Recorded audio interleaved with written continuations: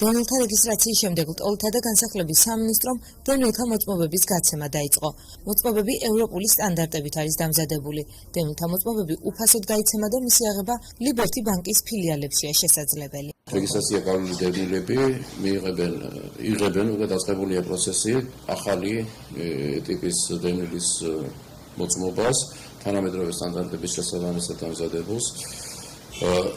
დევნილებს შეუძლიათ მიმართონ ლიბერტი ბანკის ფილიალებს, ქალაქის კერძო სექტორში მცხოვრები დევნილები სწრაფონის ქუჩაზე ნომერ მე-4 სერვის ცენტრში მიიღებენ, ქალაქის კომპაქტურ შესახლებაში მცხოვრები დევნილები ნომერ მე-7 სერვის ცენტრში, ეს არის ცოტნედადიანის ქუჩაზე და სოფელში მცხოვრები დევნილები გამსახურდიას ქუჩაზე და თამარ მეფის ქუჩაზე მდებარე ნომერ მე-2 და ნომერ მე-3 სერვის ცენტრებში.